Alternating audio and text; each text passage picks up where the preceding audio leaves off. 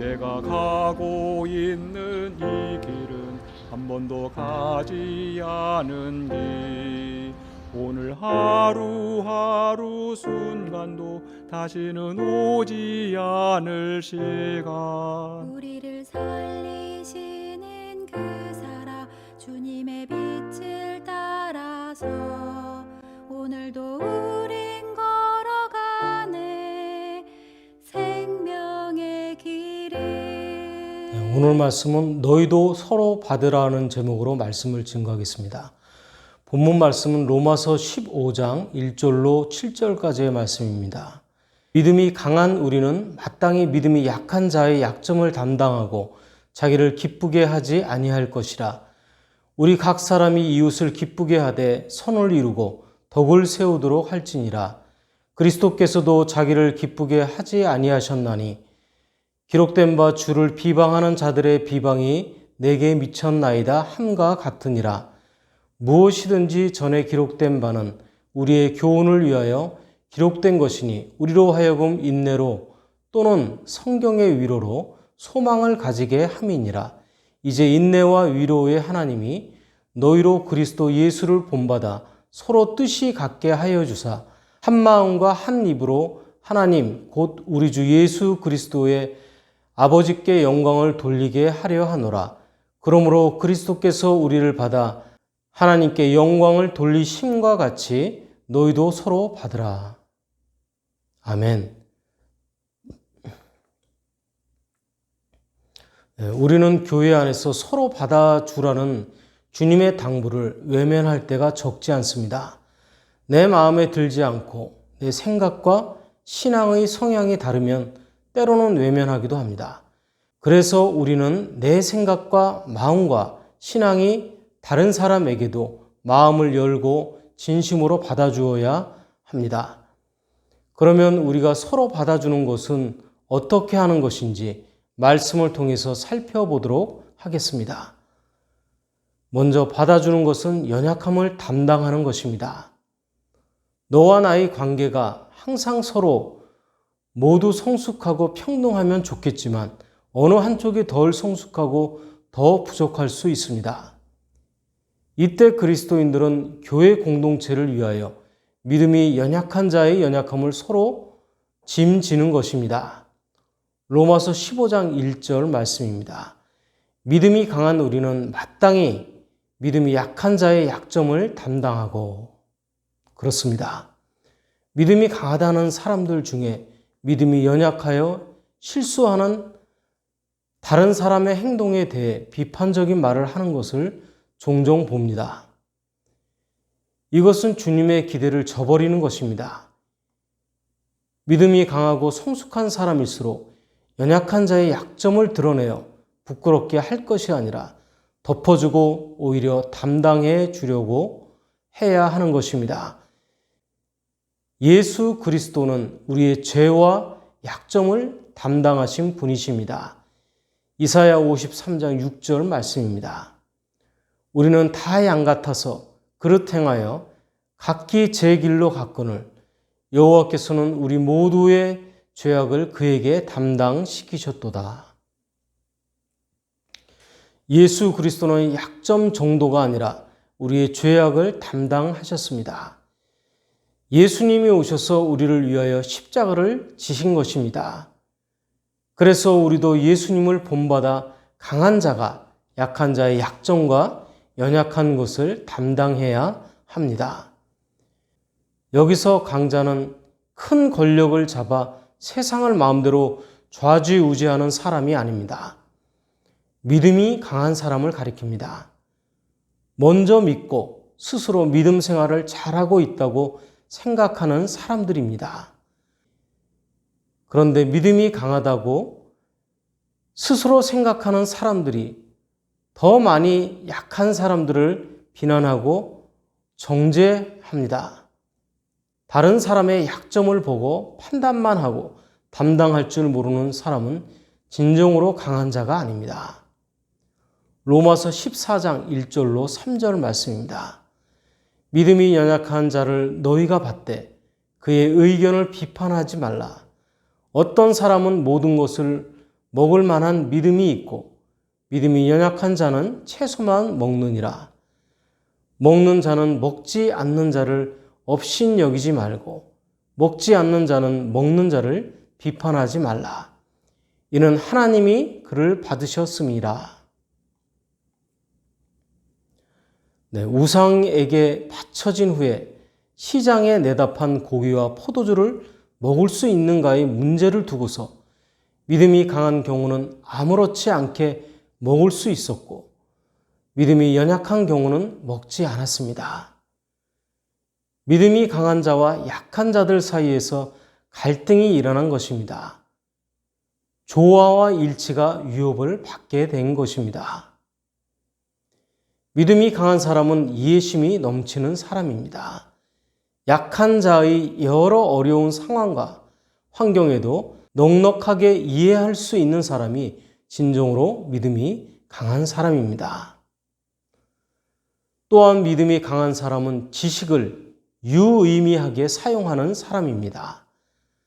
즉 말씀을 깊이 깨달아서 알며 진리를 실천하고 삶의 변화를 통해서 약한 자를 도우며 살아가는 사람입니다. 그리고 믿음이 강한 사람은 끈기가 있는 사람입니다. 한번 사랑하기로 결심하면 기대치에 미치지 못해도 기도하며 그 사람을 계속 사랑하는 것입니다. 어떤 사람을 전도하기로 결심하면 열매를 맺기까지 쉽게 포기하지 않는 사람입니다. 믿음이 강한 사람은 이해도 못하고 깨닫지도 못하고 실천도 못하는 약한 사람을 담당해야 합니다. 이것은 강한 자가 약한 자에게 주어진 상황 그대로 그 자체를 이해하고 수용하며 약한 점을 대신하는 것입니다. 믿음이 강한 우리는 마땅히 믿음이 약한 자의 약점을 담당해야 하는 것입니다. 약한 자의 약점에 대해서 내가 대신 자원하여 지는 것입니다. 이사야 53장 4절로 5절 말씀입니다. 그는 실로 우리의 질고를 지고 우리의 슬픔을 당하였거늘 우리는 생각하기를 그는 징벌을 받아 하나님께 맞으며 고난을 당한다 하였노라. 그가 찔림은 우리의 허물 때문이요 그가 상함은 우리의 죄악 때문이라. 그가 징계를 받음으로 우리는 평화를 누리고 그가 채찍에 맞음으로 우리는 나음을 받았도다. 내가 직접 매맞을 것을 예수님이 대신 맞으셨습니다. 내가 받을 비방을 예수님이 대신 받았습니다. 그래서 만약 누군가를 대신하여 비난을 받고 그것을 감수한다면 그 사람이 바로 그리스도의 마음을 가진 사람입니다. 그리스도의 마음은 책임을 대신 지는 것입니다. 교회와 가정 그리고 사회에서 자신이 책임지려고 하지 않고 남의 탓만 하면 문제가 복잡해집니다. 예수님의 마음으로 서로 자기가 담당하려고 하면 문제가 곧 해결될 것입니다. 세상은 내 책임까지 남에게 돌리려고 하지만 예수님의 제자된 우리는 정반대로 살아야 하는 것입니다. 예수님은 우리의 허물과 죄를 묵묵히 담당하셨습니다. 우리의 약점을 다 담당하셨습니다. 예수님께서는 우리를 사랑하셨기 때문에 인간의 모든 죄를 자기 책임으로 돌리고 십자가에서 돌아가셨습니다. 우리 모두 서로의 약점을 담당함으로 서로를 받아들이시길 원합니다. 마지막으로 받아주는 것은 이웃을 기쁘게 하는 것입니다. 약자를 기쁘게 한다는 것은 궁극적으로 한 영혼을 구원으로 인도하는 데서 오는 기쁨입니다. 본문 1절과 3절은 자기를 기쁘게 하지 아니할 것이라 이 말씀을 반복하여 전하고 있습니다. 본문 2절에서는 이웃을 기쁘게 하라는 말씀을 합니다. 자기를 기쁘게 하려는 마음을 절제하고 다른 사람을 기쁘게 하려고 하면 도리어 하늘의 기쁨이 우리에게 임하게 될 것입니다. 우리는 모두 나를 너무 우선시하다 보니 예수님도 보이지 않게 되고 내가 우상이 되기 쉽습니다. 그래서 예수님께서는 제자들에게 자기를 부인하고 날마다 자기 십자가를 지고 주님을 따르라고 하셨습니다. 자기를 부인하지 않고는 결코 그리스도의 제자가 될 수 없기 때문입니다. 본문 3절 말씀입니다. 그리스도께서도 자기를 기쁘게 하지 아니하셨나니 기록된 바 주를 비방하는 자들의 비방이 내게 미쳤나이다 함과 같으니라.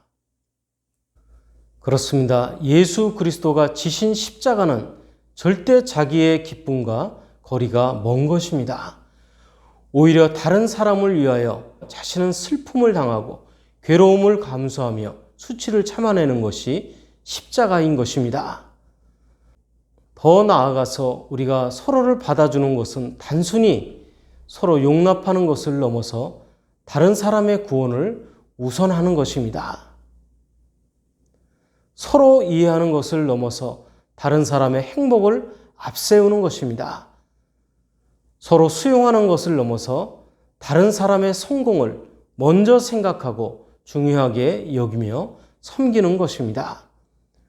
우리가 상대방에게 조금만 관심을 갖고 살펴도 그의 필요가 보이기 시작할 것입니다. 다른 사람의 상처도 보이고 치유할 길도 보일 것입니다. 본문 5절로 6절 말씀입니다. 이제 인내와 위로의 하나님이 너희로 그리스도 예수를 본받아 서로 뜻이 같게 하여 주사 한 마음과 한 입으로 하나님 곧 우리 주 예수 그리스도의 아버지께 영광을 돌리게 하려 하노라. 서로를 기쁘게 만들기 위한 아주 중요한 열쇠를 여기서 발견할 수 있습니다. 그 키워드는 서로 뜻이 같게 되는 것입니다. 부부 간에도, 친구 간에도, 부모 형제 간에도, 직장 안에서도, 그리고 교회 안에서도 서로 맞추어야 합니다. 조금 다른 부분이 있어도 상대방에게 맞추려고 서로 시도해야 합니다. 서로에게 맞추는 것이 서로를 기쁘게 하는 것이 됩니다. 서로 맞추다 보면 마음도 맞게 되고 뜻도 맞게 되고 모든 면에 닮아가게 됩니다. 그리고 갈등은 사라지고 모두 행복해집니다. 이렇게 받아주는 것은 일방에서 쌍방으로 발전해 갈 때 믿음의 의미가 깊어집니다. 약한 자를 더 성숙하게 변화하게 되는 관계가 되는 것입니다. 본문 7절 말씀입니다. 그러므로 그리스도께서 우리를 받아 하나님께 영광을 돌리신과 같이 너희도 서로 받으라. 네, 그리스도께서 우리를 받아주심으로 하나님께 영광을 돌리셨다는 것입니다. 그러므로 우리가 서로 받아주면 하나님께 영광을 돌리게 되는 것입니다. 어떤 사람이 마음에 들지 않을 때도 받아주고 이해하고 용납하면 하나님께서 우리를 통해 영광을 받으십니다. 특히 그리스도께서 우리를 받아주셨음을 기억해야 합니다. 예수님께서는 사람의 몸을 입고 이 땅에 계실 때 예수님께로 오는 모든 사람을 받아주셨습니다. 이방인도 받아주셨고 어린아이도 병자들도 귀신 들린 사람들도 받아주셨습니다. 심지어 세리도 죄인도 창녀도 다 받아주셨습니다. 그리고 나 같은 죄인도 완전하신 주님께서 기꺼이 받아주셨습니다. 그러므로 우리는 그 은혜를 잊지 말고 하나님이 내게 보내주신 사람들을 거부하지 말고 받아들여야만 하는 것입니다. 네, 깻잎을 먹을 때면 늘 어려움을 겪습니다. 맛있는 깻잎 반찬을 바로 먹고 싶지만 한 장 뜯어내는 게 쉽지 않아서입니다. 여러 장이 붙어서 따라 올라와 여간 번거로운 게 아니죠. 깻잎을 들추다 문득 아내를 쳐다봤습니다. 그러자 아내는 금세 다른 깻잎을 잡아줬습니다. 한 장만 뗄 수 있게 도와준 것이죠. 비록 작은 일이지만 어찌나 고마웠는지 순간 가족의 의미를 깨달았습니다. 깻잎 먹을 때 젓가락으로 잡아줘서 쉽게 먹을 수 있도록 돕는 것, 그것이 바로 가족이 아닐까요? 가족의 또 다른 이름은 식구입니다. 함께 먹는 입이라는 뜻입니다. 영어로 회사를 컴퍼니라고 합니다. 여기에서 common, 함께라는 뜻을 담고 있습니다. 이어지는 퍼니는 빵을 의미합니다. 우리말로 하자면 한솥밥을 먹는다는 훈훈한 뜻을 갖고 있습니다.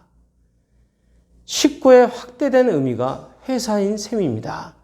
식구가 된다는 것은 큰 것을 도와주는 것만 의미하지 않습니다. 회사에서 동료들과 한솥밥 먹는 사이가 된 뒤에 서로 큰 것만 배려하지 않습니다. 세심한 배려가 일상이 되는 것입니다. 교회 공동체도 마찬가지로 한 식구입니다. 작은 배려로 큰 은혜를 나누는 이번 가을이 되기를 소망합니다.